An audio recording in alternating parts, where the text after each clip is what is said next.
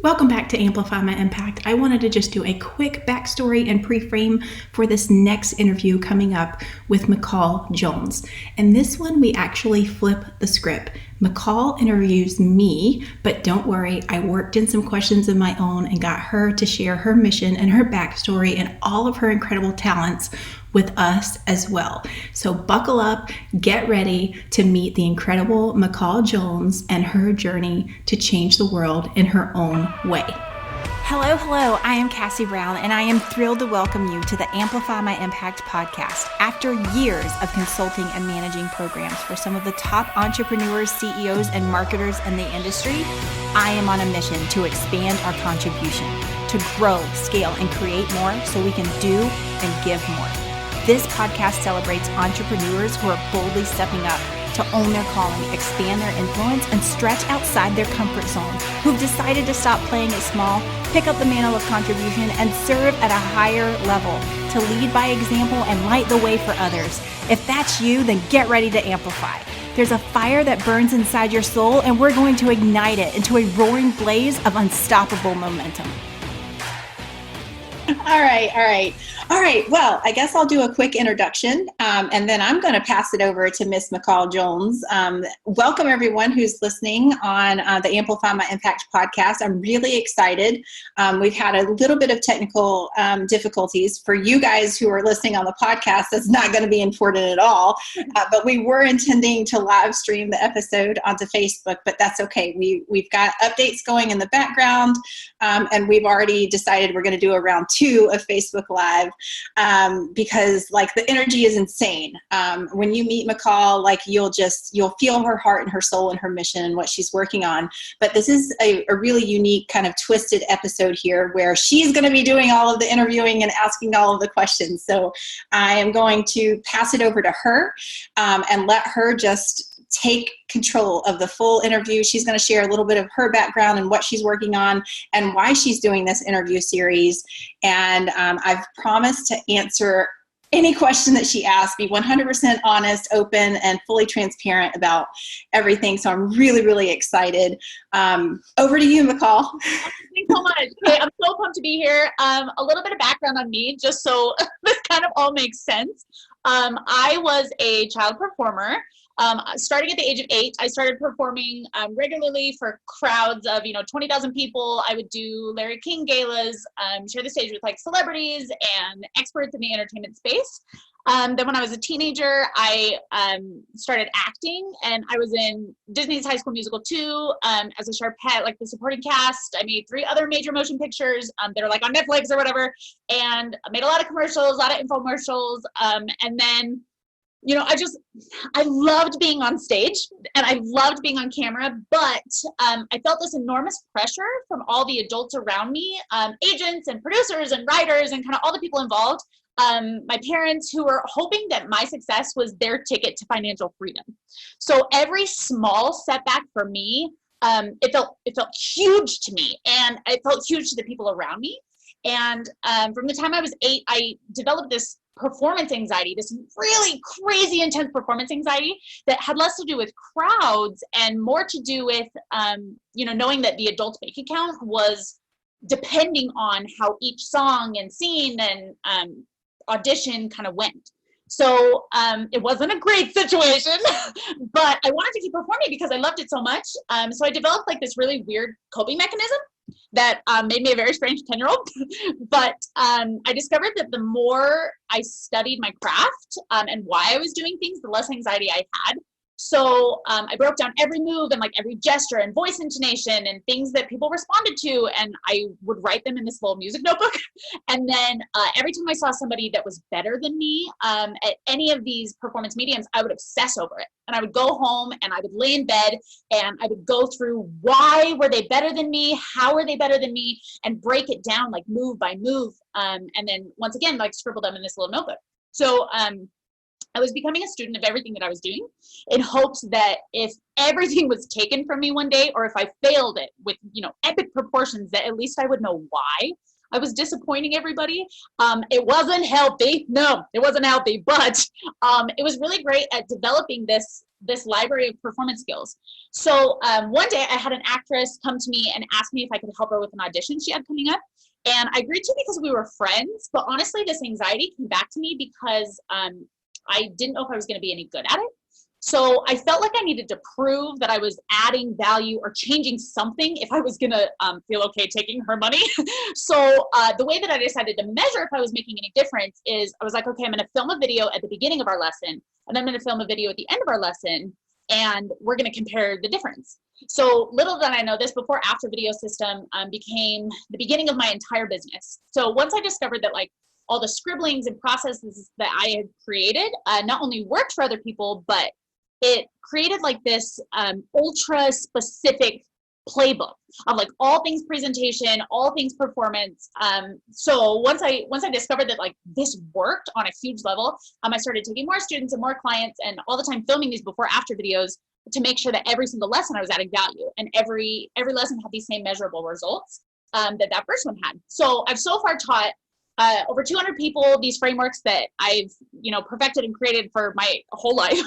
And I've had so far, we don't want to jinx this, but so far there has been a 100% success rate, which is crazy. It's crazy. Every single person has improved with these videos, and we had proof of it, right? We have proof of it. So then I went to Funnel Hacking Live and it changed my life. Like there's a video on the internet right now of Brooke Evans, who is one of my very dear friends, filming us in the audience. And she's like, McCall, drink the Kool-Aid without water. And I'm like, this is so good. It completely changed my life. Like I walked into this room of full of entrepreneurs that I realized were the performers that I had ever seen. I mean, they were constantly getting on video with Facebook Live and webinars and on stage and on podcasts. Like they were the ultimate performers. So like when I saw this, I was brought back to the times where I felt the financial burden of having to perform well in order to make things happen for myself and for other people. And, sitting there, I was like, wow, if someone had taken and held my hand, like when I was in these moments and walked me through the steps of like, this is what it takes to perform at a high level, or honestly, even just said like, here's how everything's gonna be okay. Like I would have paid all the money in my piggy bank to know how to do that, and like, as I was bonding with all of these incredible people, because the ClickFunnels community is like full of all these incredible people. Yeah, it's full on. Insane, right? So like, I realized like all of these entrepreneurs, if they didn't frame their message right, and if they don't like perform well, or if they're not their most authentic selves, they won't sell products, right? And their businesses die. So this new community, I was like, man, if they could just learn the frameworks that I have created and perfected, with all of these people in the performance space, then their entire businesses would change. They could be their most authentic selves on camera, on stage, in networking situations, on podcasts. All of these things would like be kind of huge for them. So, people would be more converted to them. Their webinars would have higher conversions, like all this stuff.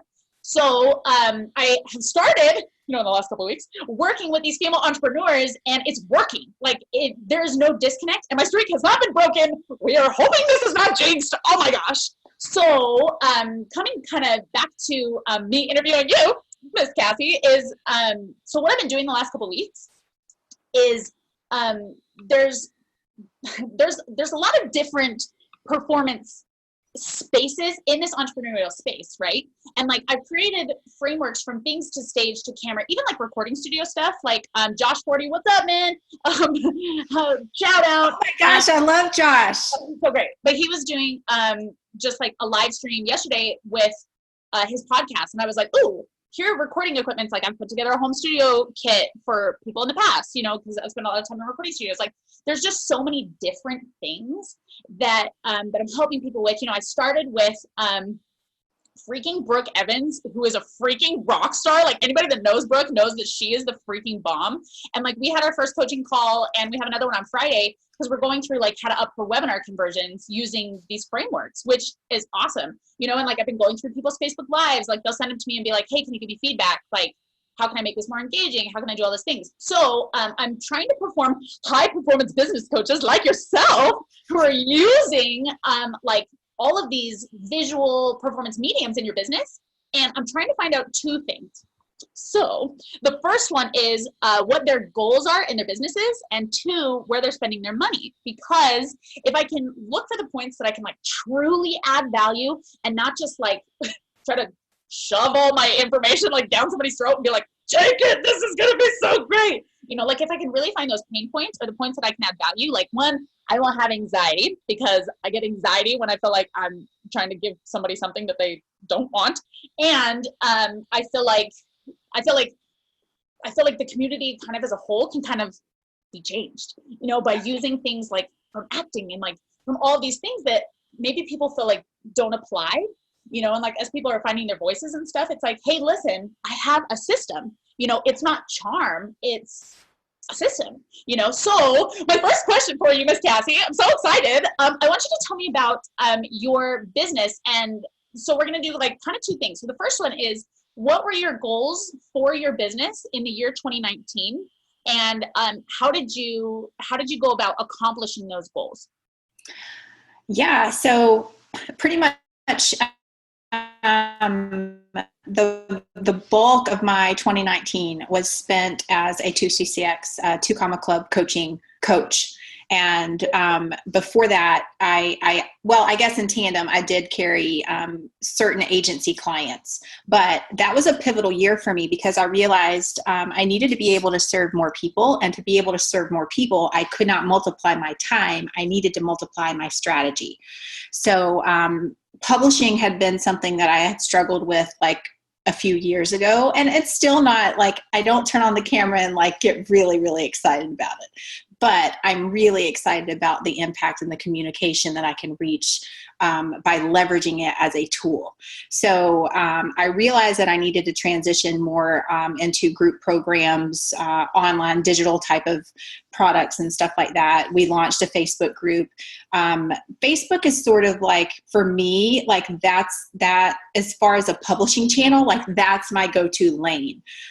This year we're going to leverage YouTube and Instagram Live and all of that type of stuff as we start to fold into these strategies. But these strategies are coming through the one single source of video. So this is a really, really cool conversation because I really feel like just like social media is a game changer for every business. If you leverage it in the right way, you level the playing field. Like there's not a company out there that you can't compete with, even if you're just a mom and pop, local small business, or just a little single solopreneur. You can play with the big boys when it comes to social media. Like you can write your own story there.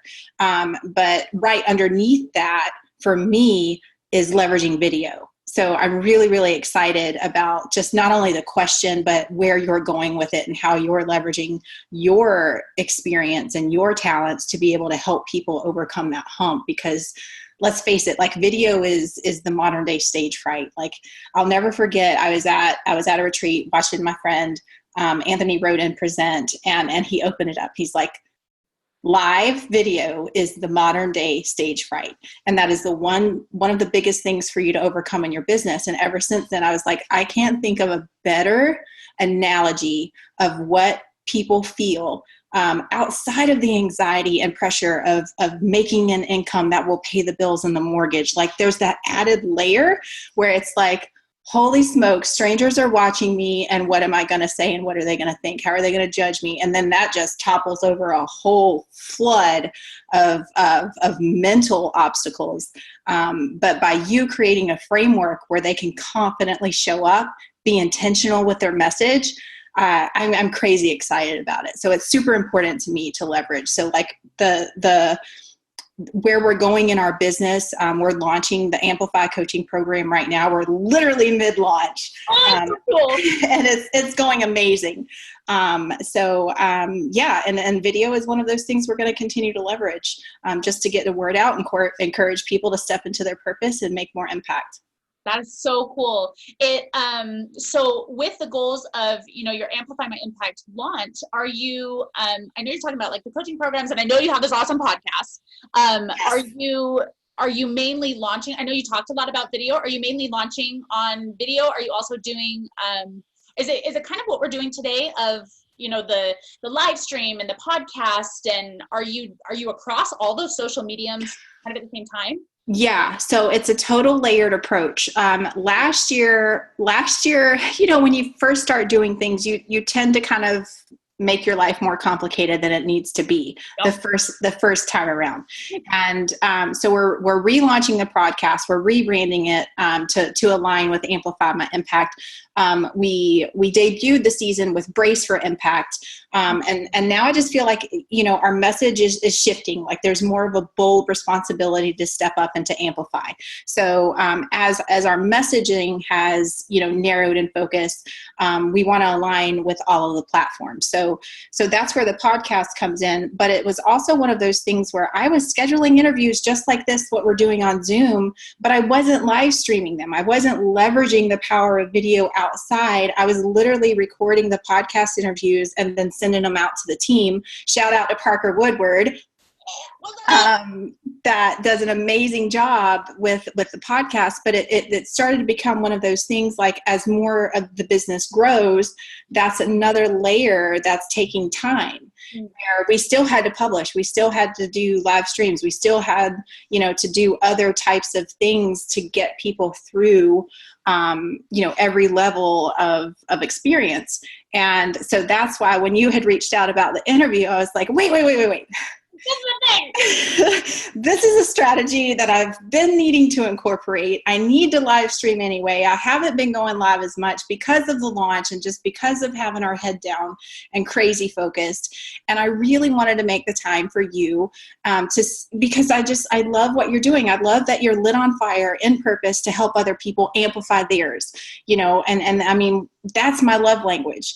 And so for me, like, I can prioritize things and move things around, but it was one of those things, total intention, and even with technical difficulties slowing us down, we did want to live stream this, to repurpose it for the podcast, also have the audio, and probably even, I don't know, like the YouTube strategy is going to come in here somewhere. Yeah. I don't know how interviews rank on YouTube, but I guess we'll find out. Yeah, we're going to find out.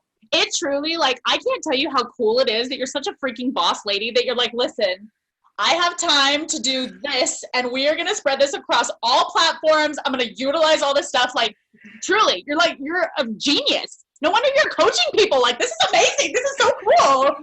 So, I want you to talk to me a little bit, if you will, about kind of your revision process. So I know, so it was so cool when you talked about like live video being the new stage fright, right? And it's not only the new stage fright, but it's the new stage front for people where like you said, like everybody is given an audience, right? Yeah. So like people have access to all of these humans that they can make this incredible impact that you're talking about, which is so cool. So as you are, incorporating more video, more podcasts, all of these performance mediums, can you talk to me about your revision process, or like when you've done something right or when you've done something wrong, and how you fix that, how you measure that, how you fix that, and kind of what you do different the next time? Totally. Okay. So you know how I told you I was super scared of video, right? Like, so I would literally go to rearrange the pantry, go fold laundry. Like these were things that were moving up the priority list before going live on video, which is not on anybody's top priority list. Oh, yes. So I did a little bit of internal dialogue and I realized it has to be the lowest barrier of entry for me to push live. And for me, that meant recording it in one take. So I didn't go down that path of trying to get it perfect, trying to, my first few videos, my mom, bless her heart, like she called me and she's like, I've been watching your videos. You might maybe put on a little extra makeup and fix your hair and all of this. And I was like, I'm doing it, Mom. Like it was the one time in your adult life where and I even told my mom, because I'm usually like, I'm a Southern raised girl, like small town country girl. Usually I'm like, yes, ma'am.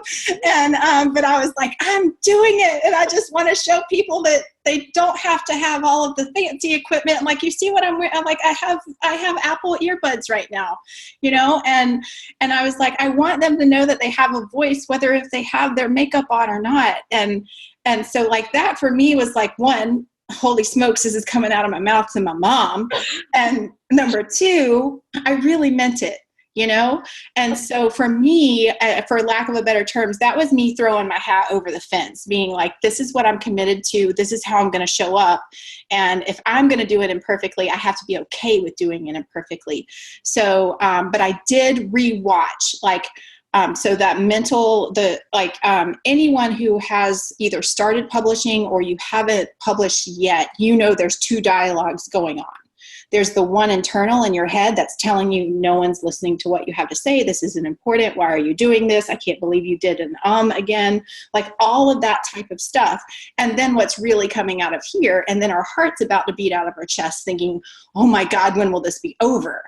So once you got over that point, and I did watch, I started cementing in my brain, that wasn't as bad as I thought.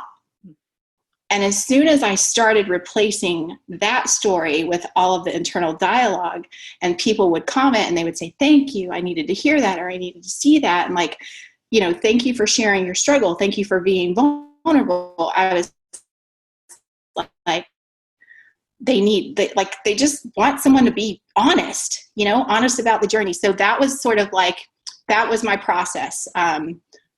Live in one take, if at all possible. Even when I record things to post, like I try to do it live in one take. Because if you're on take 80 and you finally realize, well, take one was the best. So, and I've got 4 kids, like, so I don't have like hours to get it right. Like I either get it right or I don't. And so that was, you know, doing it best in live, and in one take, and watching it back and replacing those things that I was telling myself with the truths that other people were telling me. Yeah. And I'll never forget, like, the first time that I realized, and then I guess a third layer of that is just pick a lane and own it. Like if you own a topic and your area of expertise, and that's what you're always teaching on, you don't have to reinvent the wheel every time. Mm-hmm. And I'll never forget the reaction that I got on this one presentation. This was the third time that I had presented this particular presentation. So I had it down pretty much by then.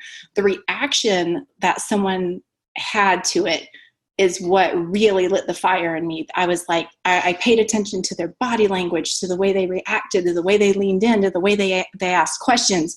And when they told me that the way I explained it and the way that I taught it made them not be intimidated or fear marketing or being able to share their story, because, you know, they see the way other people do it and they're not other people, but being able to own their journey and their story, like that for me was like, I will walk through fire for that.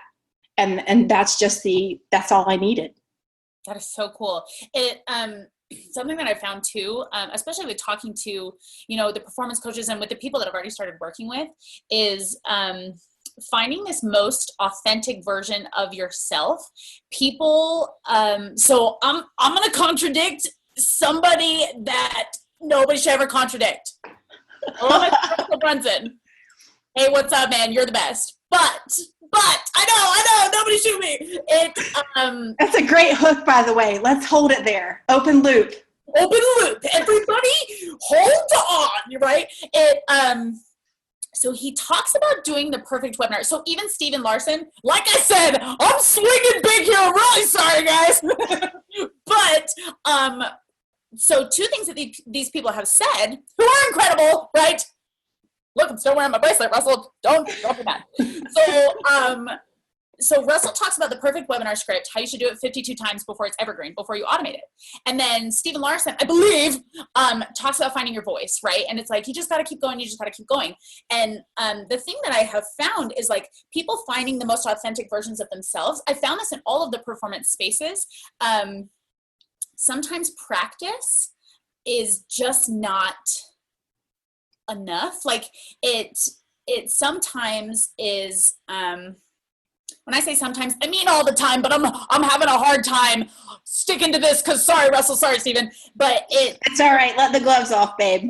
Gloves are off. It just, you know, finding the most authentic versions of yourself, like there are systems to do that. And it's so cool. So something that I want you to kind of identify and pay attention to is when you said, I did the presentation the third time and I had it down. You know what I mean? And like, there are slightly different processes, slightly. It really is just like a smaller part of one of these frameworks that I've created with doing a Facebook Live rather than doing a webinar, but like breaking down the points of your personality, your authentic person that you want people to witness and you want people to see. Because the thing that I'm finding that most people really, really struggle with, especially in this entrepreneurial space, is they're like these firecracker people, like off camera and off stage and all this stuff. And then they get on camera and all of a sudden they have this professional persona that is just not them. Right. And like, it takes so many times when they talk about finding your voice, you know, eventually what I think happens is after they're, you know, 20,000 hours or 10,000 hours into like finding their voice, or the 50-second webinar, finally they're doing exactly what you did, Cassie, which was so cool that you watched it and you were like, okay, this is not what's happening in my head. Like I can identify the different parts of this that I was lying to myself about. Right. Right. And it's like, all of these things that they hone after 10,000 hours or 52 webinars or a year of going live and a year of doing all these webinars is like, oh, I don't want to be that that professional persona that I've created in my brain. You know what I mean? So it's like the way that the things that I am trying to do with people. So especially the reason why I'm talking to high performance coaches, people who already have a message, already have an audience, already have, like, you're freaking killing it. Like, truly, Cassie, you're freaking killing it. Like, I was so pumped when you wrote me back and you were like, yeah, girl, like, oh my gosh. Are you kidding me? Like, yes, I'm so excited. I felt so important. So just so you know. So it was like these high performance coaches, the reason why I want to talk to you is because I'm used to working with high performance individuals anyway. And your message is incredible, right? Your message and your person is incredible. Thank you. Right? Like, I'm not trying to teach people how to be anything inauthentic. Like when I talk about performance, sometimes it's a little bit off-putting to people and they're like, I don't want to perform, I want to be authentic. You know what I mean? But the thing that I'm trying to do is say, like, okay, you know, even like Brooke Evans, shout out, what's up, girl? Like working through her webinars, like everybody who knows Brooke knows she's a rock star. They know she's incredible. You know what I mean? And like, chick gets conversions. She gets paid. You know what I mean? Like, she in no way is struggling like with that part of her business. And yet we are having, you know, 2-hour-long coaching calls at a time saying, okay, Brooke, here's how this framework is going to work for you. Here's how it's going to convert people even more to you as a human. Mm-hmm. And I don't want her to be like me, because Brooke is incredible, like Brooke. You know what I mean? But the things that I've discovered is the way to bring out like your most authentic self. It's a system. It's not charm. It's not practice. It's like, it's this system that you are finding as well, you know. And these people who have tried and who feel like, okay, well, I go live every day, you know, I go live every day and eventually I'm going to get it. Or like, I have these webinars and eventually it's going to be great. It's like, okay, you know, Brooke literally said this 2 days ago. Yesterday? 2 days ago. This week has been immoral. So she was like, you know, I was like, you know, our weekly coaching calls that we're going to do for this webinar and like, you know, upping your conversions every time, whatever. I was like, honestly, lady, like, I know that time is the most valuable thing to any entrepreneur. If you don't have time to do this, we can do it once a month. We can do whatever. And she was like, honestly, I don't have time and money not to do this. True. You know, it's like the webinars are going to be the if I can up my webinar conversions, that is the thing that will change my business. Mm-hmm. You know, and it's like how Catherine, what's up, Catherine Jones? The thing that Catherine talked about at Funnel Hacking Live, she was like, you know, if your copy is incredible, but your landing page sucks, people won't read your copy. Right. You know, and it's like, if your message is there, but your landing page, you're like, landing page, you know, if you, the messenger, aren't providing it in the right way, then people won't hear your message, you know, or much fewer people have, you know, won't hear the message. So I'm going to ask you another question. Is that okay? I'm ready. Yeah. So I want you to talk to me about like the number one thing, if you could hire one human who was going to be like the most superhuman ever, and you were going to pass off something to them that would impact your business the most. I can give you some examples. like content, right? Upping the content, cold traffic, you know, different video things, Facebook ads, like all this stuff. If there was one person that you were like, listen, I'm going to hire this person with an unlimited budget and they have unlimited resources, what would you pass off to them that you feel would transform your business the most? Oh, hands down has been our expansion of the team for just content circulation. Because, you know, the consistency is there. It's just now how are we going to get it to different platforms? And so I've got the advantage of the agency background for Facebook ads and stuff. But and on that note, like I honestly, truly feel like I just feel like I have to say this because my girlfriend Holly Homer may be watching. Like organic traffic is not dead, and if you can master it in organic, you can leverage it in paid.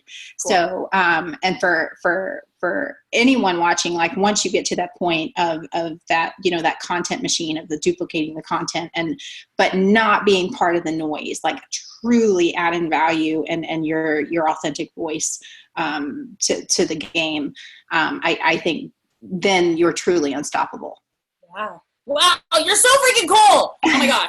Okay. So the next thing that I want to kind of touch on is tell me where so we're going to talk about the money word that I know is a little bit sensitive to people sometimes, but I want you to tell me where in your business, I know, woo, where you're spending your most money. What are your biggest expenses for your business right now? And what are you investing the most in? Yeah. So, okay. For me, relationship marketing is super important. So like networking, masterminds, events and travel, like that in-person tangible type of stuff, for me is really, really important. So that will always be a continual investment.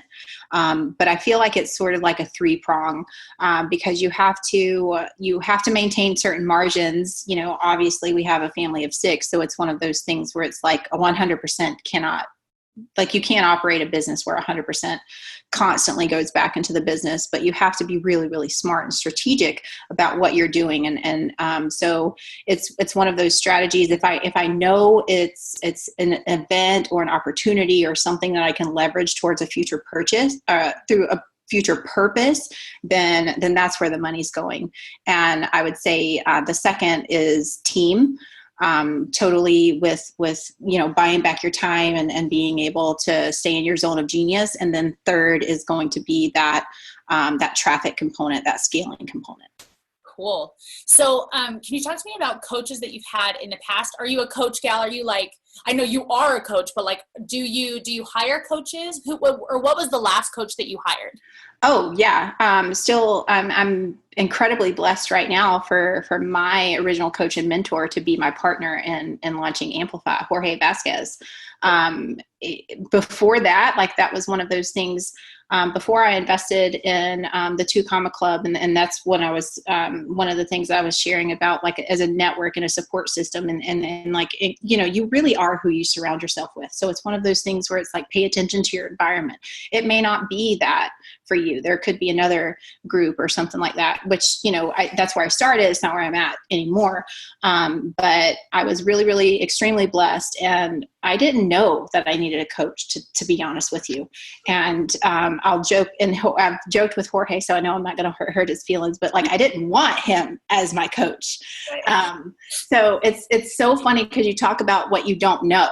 Right. I was very self-motivated. I am a very driven individual. Like I will work my way like to the bone and like figure out a way to do it. Like, so as far as like work ethic and energy and like drive, I am there.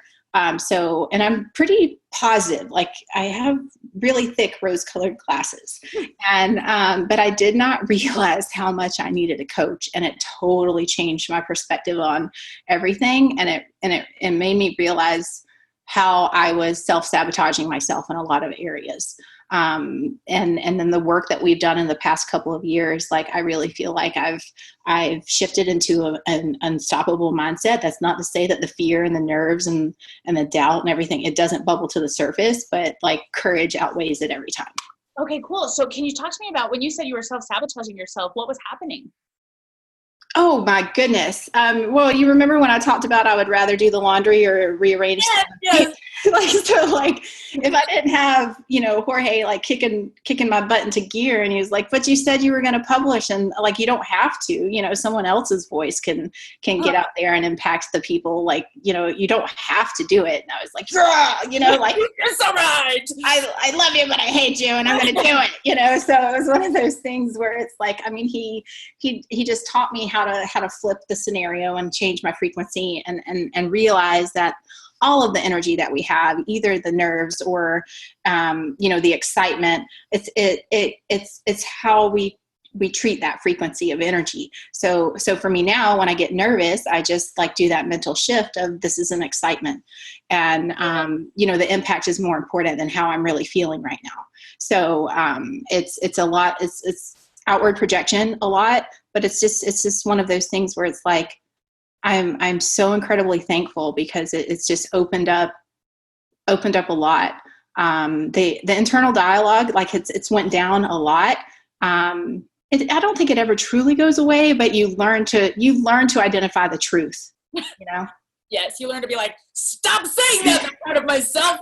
Yeah, totally. So, talk to me about, what do you feel, well, this is kind of like a two-part question. So first, so the kind of like areas of coaches that you've invested in, would it be mindset? Is it, a sales coach? Is it, all of these coaches, name like your favorites. So if it's, the mindset coach has gotten me through blah, blah, blah, and the sales coach has done this, like your favorite kinds of coaches that you've had. And then the second part of that question is, what do you feel is the very biggest piece of value? I know that's a weird way to say that, but very biggest value add, getting this phrase there you go. That you have gotten from one of these coaches, like in a monetary value, in like a social conversion value. Like, so first one is coaches, titles of the coaches that you've invested in, what your favorite ones have been, like the favorite titles of them. And then second, the biggest value add that you feel like they have given you. All right. So the answer is yes, all of the above, like mindset, sales. Stanway is incredible at sales, and course building and structure. Dennis Waitley as far as neuroscience, and I can get really geeky when it comes to the psychology of things.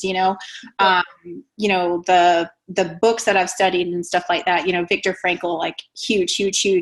My dear friend Mark Cordone, he had a coaching, like he was one of the first coaching programs that I did that made me realize like I can serve this niche. But the one that I couldn't live without, I would have like, surprise, like anyone who's watching this, they answered this like the minute the question came out of your mouth. And it would be hands down Jorge Vasquez. And I would say the extreme value add would be, and I'm going to do my best not to cry here, but is to believe the belief in myself. That is so unbelievably cool. I also have to tell you, like, the fact that you took your first coach and now he's your partner, it's like all of those people that like slide into the DMs of celebrities and then like years later they're dating them and you're like, how did you do this? Like you have accomplished something that like is business, just like guilty pleasure level. They're just like, oh my gosh, like she got her first coach and obviously you were an incredible investment for him. You know what I mean? And he was like, listen, my girl Cassie, like, we gonna be partners. And you're like, yeah, okay, like, fine, I can do this. That's so cool. Oh my gosh, that's so cool. Yeah. I mean, hands down, like, I feel like I'm blessed. And it's funny when we talk to people, they're like, yeah, I can see that. I'm like, well, I'm no fool. Like, let's just be honest here. I'm not stupid. For me, the best accountability mindset and leadership development, like, is available. Whose program do I want them in? Like, yeah, right here. Hello. I mean, not a question, no brainer. That is so cool.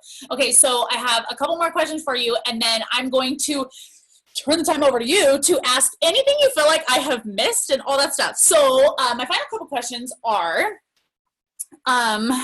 with your sales and conversions, can you tell me where the majority of those are coming from? Is it webinars? Is it ads? Is it cold traffic Facebook ads? Is it your live videos? Like where are you seeing the most? So I guess we can break it into two, because both of these things are important. The monetary conversions, but also the social conversions, as you build this tribe and you're like, okay, the more people, kind of join my group, or the more people who kind of invest in you. So where are you seeing the biggest, like I said, monetary conversions and then social conversions? Where are you getting those?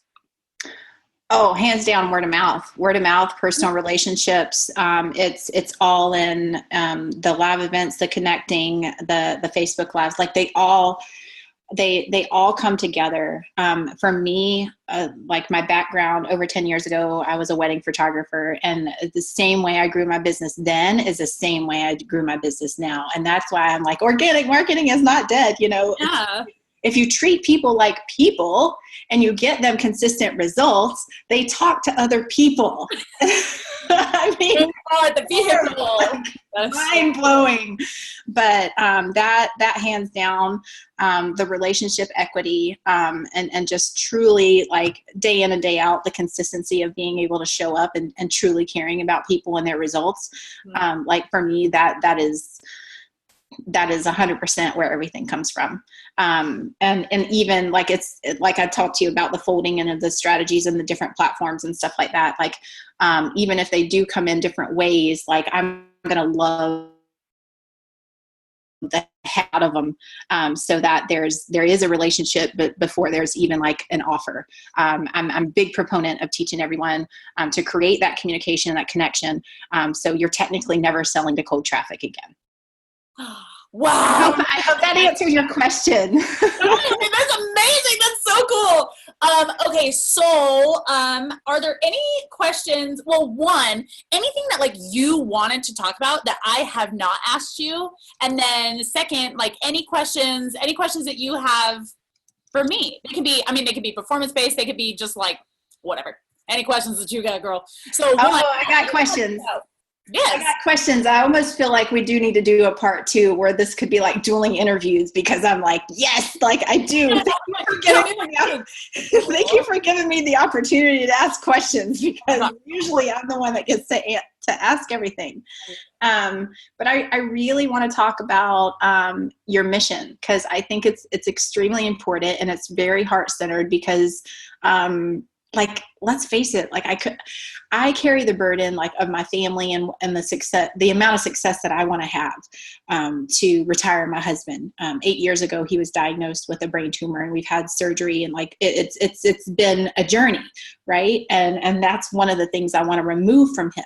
So when you talk about you at 9 years old, like carrying that burden of your family, I mean, that like, it hits me, but like, there's deeper levels of like, I couldn't imagine my 9-year-old carrying that, like right now she texts me because someone's been mean to her on the bus. Like that should be her threshold right now, So I really wanted to dive a little bit more into your mission, because why what you're creating in the frameworks and what you're helping people able to overcome their own stuff, like it's nothing short of a miracle that you've been able to shift that experience into something positive and giving it back to people. Thank you. Truly my mission is this anxiety that people face. I feel like is kind of twofold. The first one is, yes, this burden that we just talked about, that I feel like entrepreneurs have. I mean, building a business yourself is an incredibly stressful thing. You know what I mean? And like feeling that financial burden is an incredibly stressful thing. And being the face of that decision to be like, okay, I am the person who is put on the line. I am the person that if they don't buy, they don't like me. You know what I mean? It like, back, through all of my performance experience and the entertainment experience, like anybody in the entertainment space knows this, and in the entrepreneurial space, like there are so many more rejections than there ever are yeses. Yeah. Right. And like developing this thick skin and like having haters, right? Like being bullied for doing something that you love is incredibly anxiety inducing, right? Like all of these people. And then to have to go over and over and get on camera. It's like when people listen to their themselves, like give a voicemail or something, like on a voicemail, they're like, oh my gosh, I hate my voice. Like, what am I doing?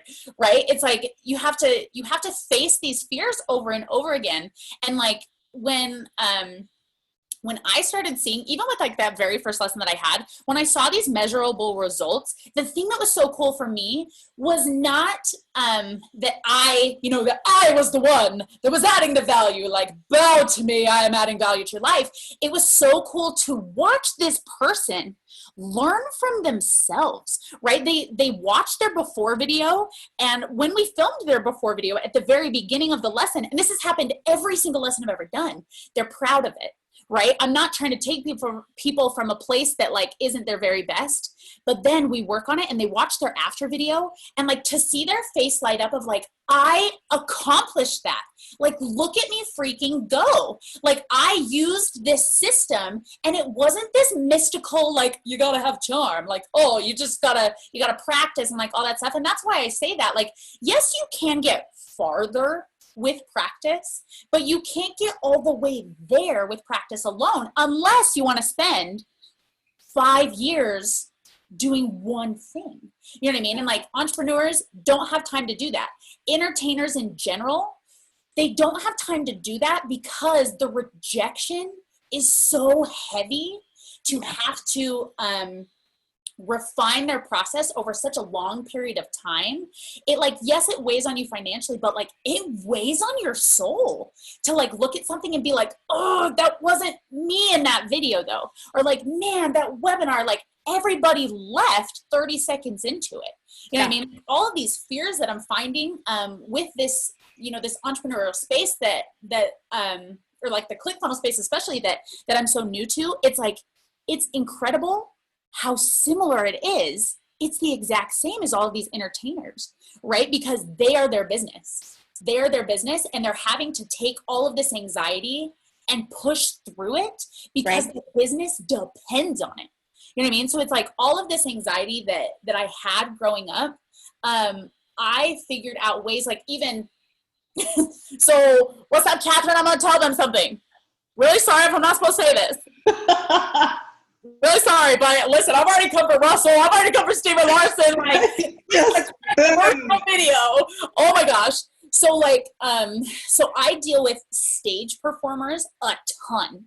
And I, growing up, I was told that if you tell people you're nervous or if you get nervous, it's unprofessional.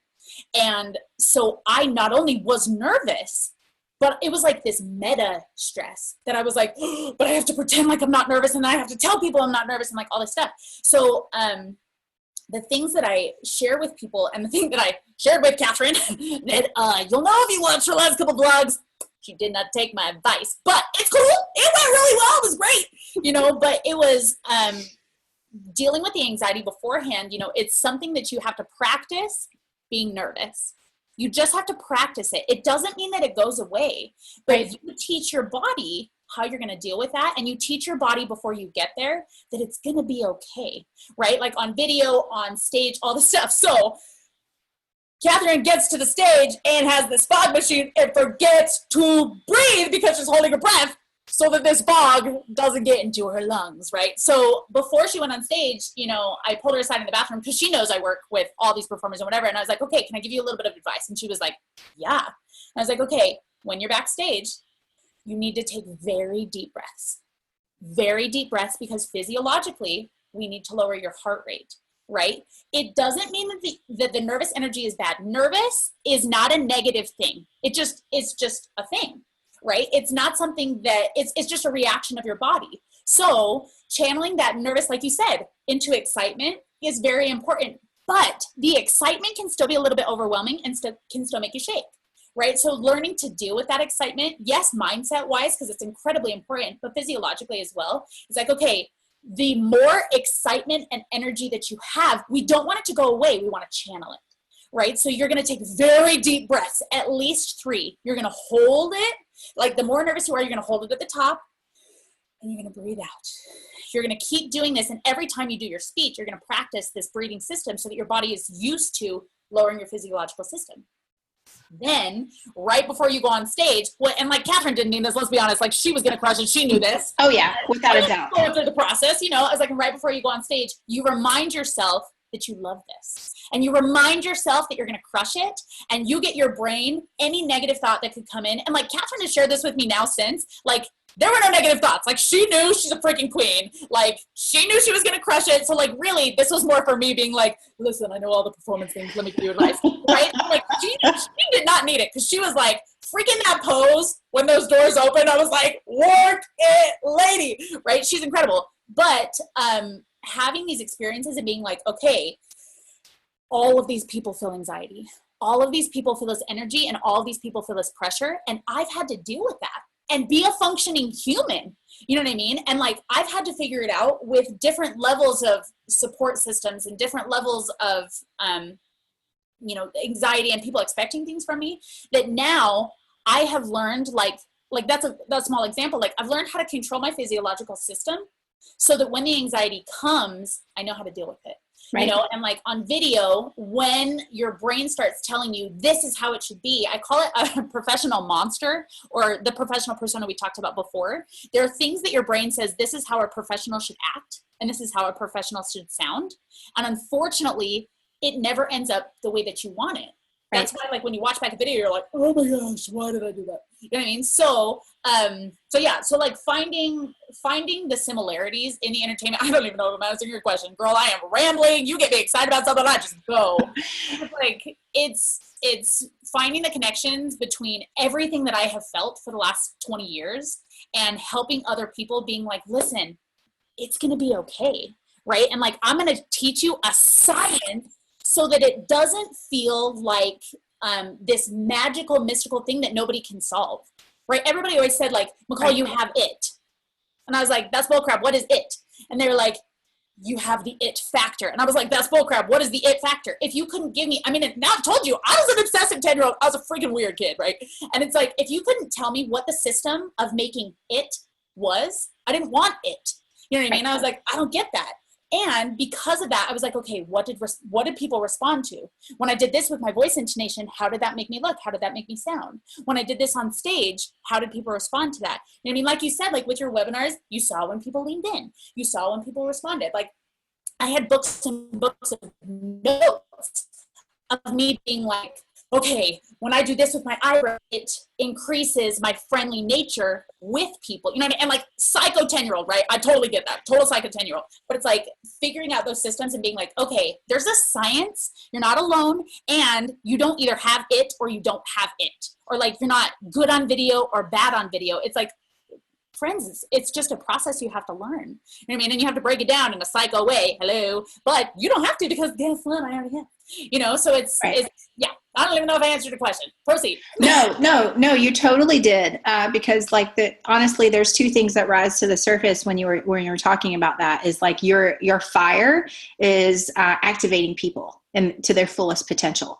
And like we share that when, you know, letting people fully step into the role that they have to play in their purpose in life, like to truly make the impact that they want to make.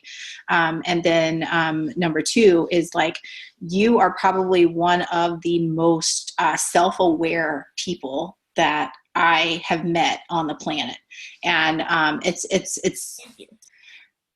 honestly, it's one of those qualities that, and maybe that's what people mean by like it, like they can't describe it, but it's because you are so like self-aware, but also environmentally aware, and how like where the patterns are falling into place and how people react to them, and like someone else's body language from across the room. I mean, it's that level of awareness, and it's incredibly impressive. And I hope, like with all of my heart, that you continue to deploy those gifts and activate people in this way, because it's whether it is on live video, a simple live stream, or a YouTube video, or in a course presentation, you know, and translating into webinars, like there's something that we just have to feel in our heart and the soul that lights us on fire. But like if we can clothe that in confidence, like that not only increases our conversions, which is great. Like I'm not going to argue that profits for business is great, right? But what we're all after, especially impact-driven entrepreneurs, is like translating that confidence to someone else and letting them know, like, just take action and you'll be able to accomplish what you set out to do. But also, Cassie, like, one of the really, really, I feel like you're my soul sister here. Like, let's be honest, I think you're the freaking coolest. The thing that you're doing for entrepreneurs is amazing. The fact that you're like, hey girl, let's go live. Like, let's do a dual interview here. Like, it's amazing. It's amazing. And like, something that I connect with so much, it's a kind of a running joke in my friend group that I love to be a hype person. Like, I take such joy, like true, authentic joy from seeing other people succeed that, like, so at Funnel Hacking Live, like, Catherine had this stack of cards that she had. They were like these little business cards. And she, if somebody would ask her something, like, oh, tell me about, Design Hacking Live or whatever, she would give them a card. And I was like, we were sitting there and like Paul, her amazing creative director, was like in the middle of us. And I just went like this. Somebody was speaking. I went like this. So she handed me like a stack of cards, probably to look at them. And I immediately was tapping people on the shoulder. And I was like, do you know Catherine Jones? She was the sparkly one first day. Go join her stuff. Do you know Catherine Jones? And she was like, stop. And I was like, no. So then I ran out of cards and I was like, can I have more of these? And she was like, McCall, no, like, you can't have any more of these. And I was like, come on. And like, people would walk up just wanting to talk to her because, she's incredible. And I would be like, what can I tell you about Catherine Jones? Okay, she's amazing. Wait here, take a number. Awesome. She's the best human alive. You know what I mean? Like, and like Brooke and Lissy, like every time they're posting something on Facebook, I'm like, everybody check out this stuff. They're the best human in the world. You know what I mean? Like, and I see that in you, Cassie. Like, I see that you're like, oh my gosh, I love humans and I want them to succeed. You know what I mean? It's like, once you are one of my people, and I can tell this in you too, you are my people. And like, I will do anything for you. I will do anything so that you succeed. It's that whole Russell, like, over deliver process and like over deliver mentality. Like, already, girl, we have had one conversation and you have already over delivered. Like, just being vulnerable enough to answer my questions, like, that's one accomplishment of like over delivery. Then you're like, girl, let's live stream this. Like, let's get people to, hear your story and like hear your stuff.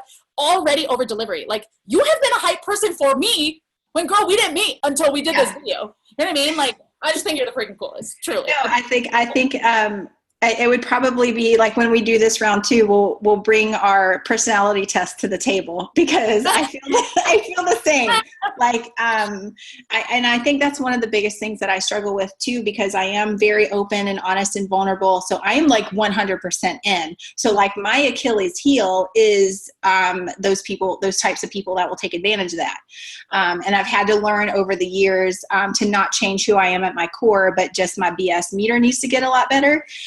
So I've done that and I've developed that, but I totally feel you on that, where it's like I personally thrive off of other people succeeding. Like that's my number one mission in life. Yeah. Like is and so that's what I see in you, is that activation and that passion and that incredible self-awareness. Like and it's rare. It is totally rare to see that combination. So I really greatly appreciate it. So like, and I did see the video that Brooke shared on yours. And I actually think I caught a little bit of that pre-talk for Catherine, because I had given her a hug. I had seen her in the restroom. I had met her family, and I think you were with them, and I'd given her a hug right before she was going on stage. And I do, like, as I was walking away, I do think I remember you saying, like, you're going to need to breathe. Yes. So, like, when you started that story, I'm like, I was there. Oh, yes. I, like, took her hands. You probably remember this. I, like, took her hands and I, like, looked deep into her eyes, and I was like, Catherine, you have to breathe. Exactly. Oh, that's so funny. I mean, when you said that, like, it took me right back to that moment where I'm like, she totally commanded Catherine's attention, and you were like, you have to listen to this. It's like, listen. Yes. Oh my gosh. Oh man, I love it. Well, I've got to gosh, girl, I'm telling you, we could go. But so this is just going to be part one. So Cool. for those of you listening on the podcast, look for part two. I'm not really worried about the length of the episodes whatsoever, because I think it's one of those things where it's like, if you're on a roll and someone's going to find value in this and just see, whatever pieces that they can pick out and apply to their own lives. And if nothing else, just we've given them that courage to leap, that, because the first step is the hardest, and then you start to create a pattern, and then it gets, mentally less resistant when you start to replace that pattern. So if nothing else, you've heard her heart and my heart, a little bit of the way that we started.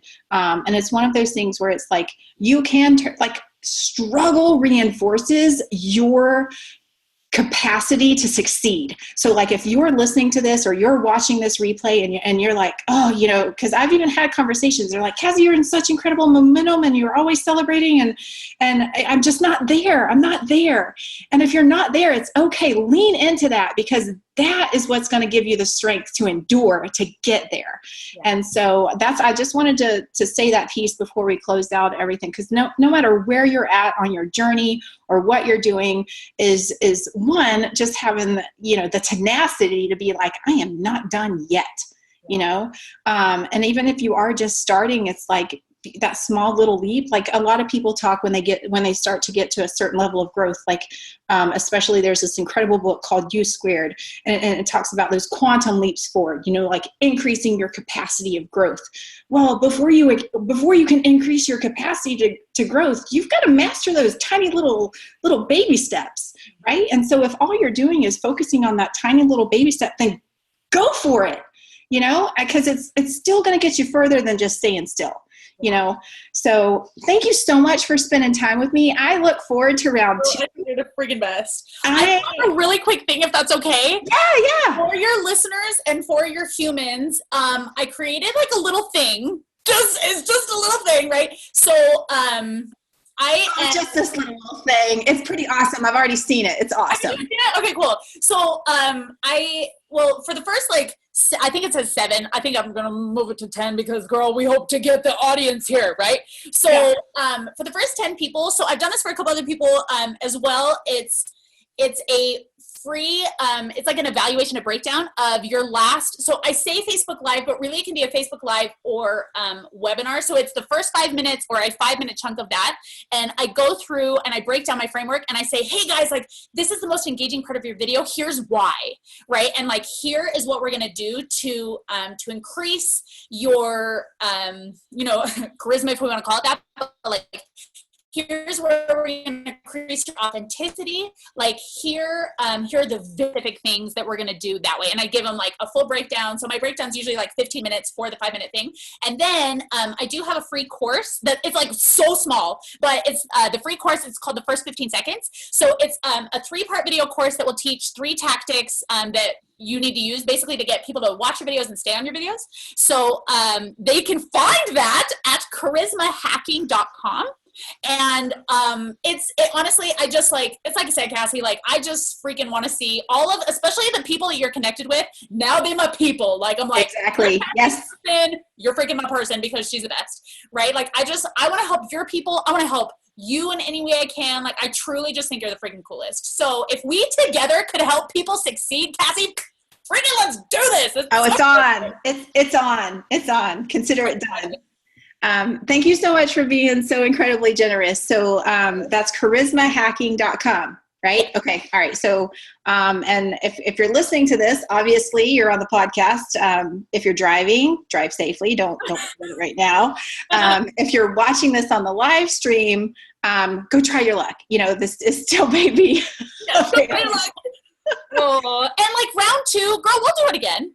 Oh, it's on. So a little bit, okay. So this will end, we will say goodbye and it will end, but I feel like we just have to give them a little bit of what, we did the intros, I was setting up the live stream and then I was like, I think I need to restart my computer. So I start the reboot process and then the little pop-up says, it'll be ready in 18 minutes. So I got my old computer up and running and rebooted it. And it's one of those things where it's like, and it's still not going to the live stream because there was some Zoom updates and all of this type of stuff. And so, when we talk about just go with it, just roll, imperfectly and all of this type of stuff, like it literally happened to us right before. And I don't feel it changed a darn thing. McCall was incredibly gracious because we had to hop off. We had to hop back on. We had to try this. We had to try that. And it's like, you know what? That's pretty much the story of life. Technology smells fear. It really does. It knows that it's coming and it just like shuts down. So you just got to move through it, Yep. All right, guys. Thank you so much for listening and spending time with us and hanging out with us. And I look forward to round 2 very soon. Perfect. Oh, Cass, you're amazing. Bye. Awesome. Bye. Thanks so much for spending time with me today. I hope you've received value, encouragement, and exactly what you need to help keep you in momentum to grow and impact the world around you. Big or small, we all make a difference. Thanks also for subscribing, downloading, and leaving a review. This helps us reach others who need this message in their life. If you know anyone who would benefit from this podcast, please share so you and I can help more people boldly step into purpose. It is my heart's mission to help and encourage others. My internal belief that a rising tide lifts all ships. So much of what we talk about on the podcast is leading with value and building relationships through service. So we've created a collection of resources for you to continue growing, whether you are just getting started or ready to scale your business. Visit amplifymyimpact.com for show notes, downloads, programs, and more information about how to directly work with our team to amplify your impact and change the world.